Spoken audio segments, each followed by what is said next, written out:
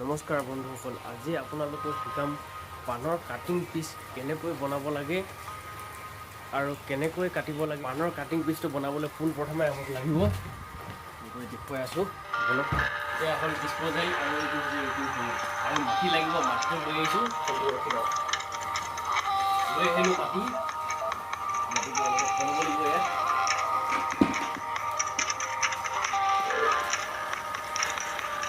ডিছপ'জেলখিনি হৈ গ'ল, মাটিটো ভাঙি পেলাই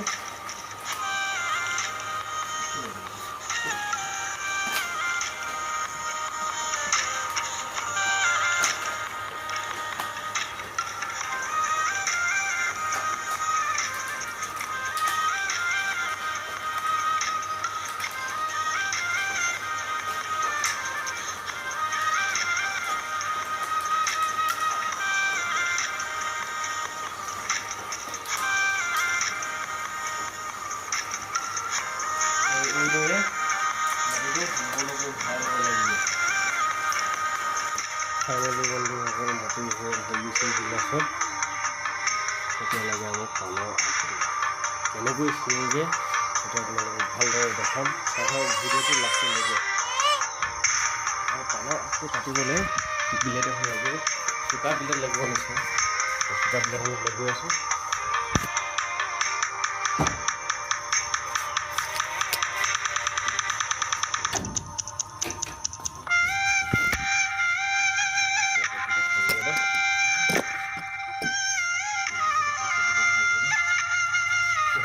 চোকা বিলেট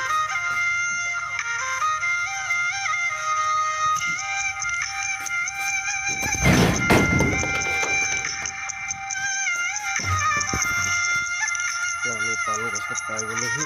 এতিয়া পানৰ আগ কাটিব লাগে। কেনেকৈ কাটো আপোনালোকক দেখুৱাই আছোঁ, ভালকৈ চাই থাকক।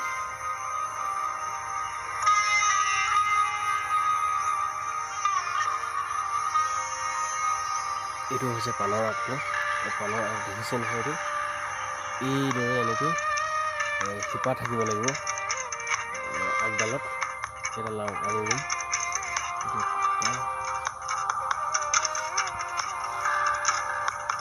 এইটো আমি কাটি লওঁ।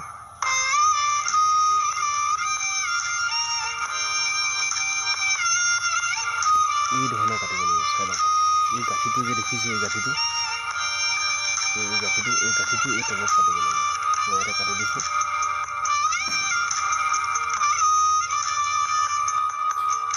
পানৰ আগকেইটা লৈ অহা হৈ গ'ল। এতিয়া কেনেধৰণে কাটিং কৰিব লাগে আপোনালোকক মই ভালদৰে দেখুৱাই আছোঁ, আৰু ভালদৰে চাই থাকিব। আৰু আপোনালোকে পানৰ কাটিংটো এনেধৰণে কৰিব, মই ইয়াত ঠিক দেখুৱাই কৰোঁ। এইডাল আপুনি আগ দেখিছে নহয়, এই আগডাল ঠিক গাঁঠিটোৰ আধা ইঞ্চি তলত অলপ কাটি দিব। আৰু চোকা বিলেট কাটিব দেই, অলপ ভাল বিলেট নহ'লে মানে বেয়া। চিৰিয়াতে এনেকৈ কাটি দিব। এনে কটা হৈ গ'ল। এইটো চাই লওক, এনে কটা হৈ গৈছে। কটাৰ পাছত এই প্ৰথম গাঁঠি আৰু ছেকেণ্ড গাঁঠি, এই ছেকেণ্ড গাঁঠিটো আমি ইয়াত কাটি দিব লাগিব। যিহেতু আমি কাটি দি সোমাই আহিছোঁ, এইটো আমি ইয়াত কাটি দিম। ঠিক ধৰি লওক আধা ইঞ্চিমান ওপৰত আমি এনেকৈ কাটি দিম।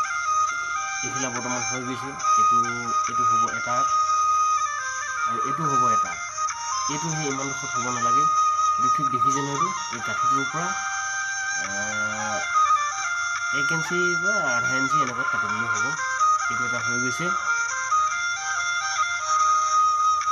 তাৰপিছত এইবিলাকো তেনেধৰণে কাটিব লাগিব। এইটো সেই এনেকৈ কাটি ল'ব। এইটো ইয়াত কাটি লৈছোঁ। তাৰপাছত এইটো সেই ঠিক আগৰ যিটো কাটিছিলোঁ যে, তাৰ দৰে ইয়াতে কাটি ল'ম মই ধুনীয়াকৈ।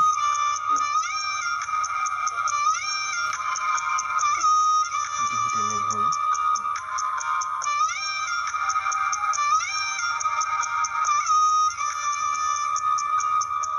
আপোনালোকে এনেকৈ 3টা গাঁঠিও থ'ব পাৰে। এনেকৈ দেখিছে, এইটো 1, 2, 3টা। এই 3টা গাঁঠিটো কাটি দিব পাৰে, 2টা গাঁঠিটো কাটি দিলেও হ'ব, কোনো কথা নাই। মই ঠিক আছে, মই 3টা গাঁঠিতে কাটি দিছোঁ বাৰু।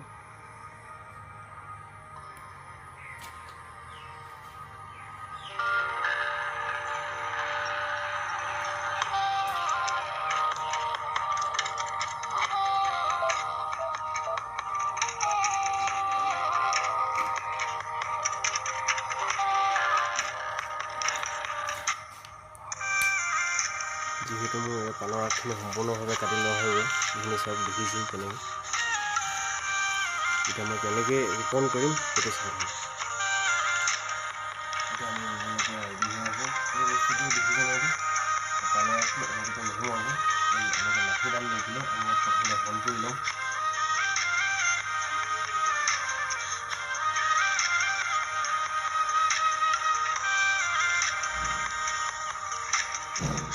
কৰা হৈ গৈছে। তাৰপাছত আমাক লাগিব এইটো বস্তু যিটো হৰমন বুলি কয়, এইটো অনলাইনতো পাই যাব আপোনালোকে। আৰু এই বস্তুটো খুলি পেলাই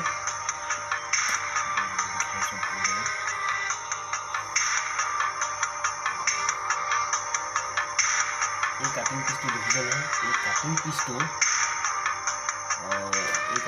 এইফালে এনেকৈ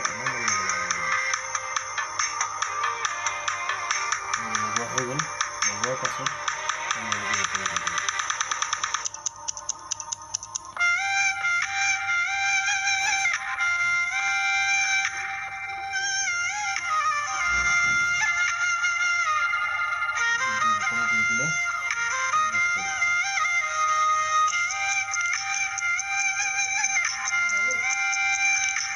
আৰু এই যিটো যে ইয়াত গাঁঠিটো লুকাই গ'ল, এইফালে এই মাটিত ফাটি হ'লেও ওলাব, এইফালে এটা আগ ওলাব, এইফালে এটা আগ ওলাব।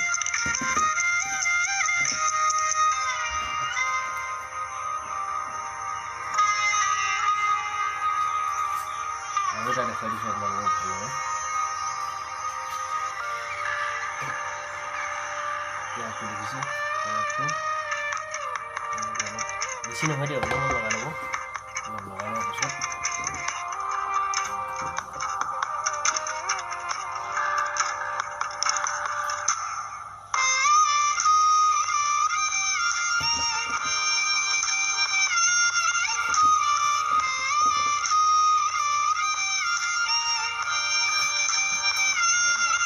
ঠিক 15 দিন বা 20 দিনৰ পাছত এইফালৰ পৰা পোখা ওলাব।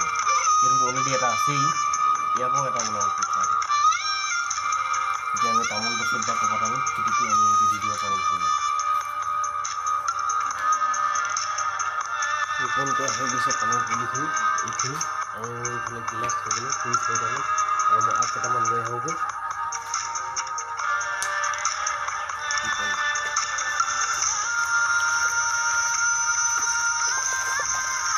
এইখিনি দেখিছে পাণ গছ, ইয়াৰ পৰা আগ কেইটামান ছিঙি লওঁ আৰু এইজোপাৰ পৰা আগ কেইটামান ছিঙি ল'ম। এইজোপাৰ পৰা মই আগ কেইটা ছিঙি ল'ম।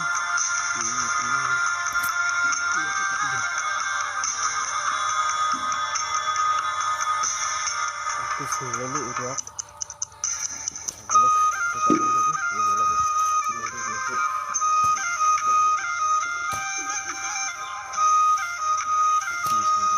চাৰিটা উলিয়াব লাগে মুঠতে।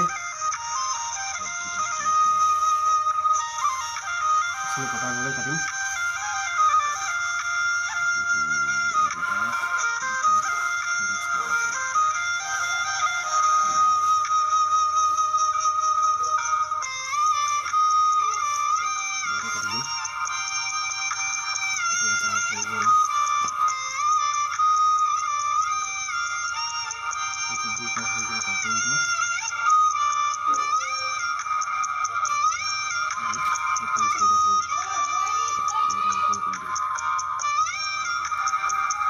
কাটিং পিচখিনি শেষ হৈ গ'ল। এতিয়া আৰু এটা বস্তু দেখুৱাইছোঁ, আপোনালোকক দেখুৱাবলৈ গৈ আছোঁ। মই কাটিং পিচৰ পৰা কেনেদৰে মানে পাণৰ পুলিটো তৈয়াৰ কৰিছোঁ। এইবিলাক দেখিছেনে, এইবিলাক এজোপা গছ সম্পূৰ্ণ মই কাটিং পিচৰ পৰা বনোৱা হয়। আৰু এইফালেও আছে, এইফালেও আছে। এনেদৰে এইফালে আছে, এইফালে জালিও লগাই দিছে এনেকৈ কাটিং পিচ। এইফালে আছে 2-3 বুলি।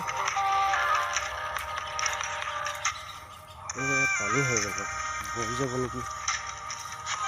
এইফালে দেখিছোঁ এজোপা চাওক, এইখিনি কাটিং পিচ হয়। এইফালে এজোপা এতিয়া যে আগ এটা আনিছিলোঁ, এজোপা সেই কাটিং পিচ হয়, বহুত ওখ হৈ গ'ল। 1 বছৰ হৈছে এইখিনি লগোৱা, যোৱা বছৰ লগোৱা এইবিলাক। এইফালে এয়া এজোপা। ভিডিঅ'খিনি চাই যদি ভাল পালে তেতিয়াহ'লে লাইক কৰক, শ্বেয়াৰ কৰক আৰু ছাবস্ক্ৰাইব কৰক।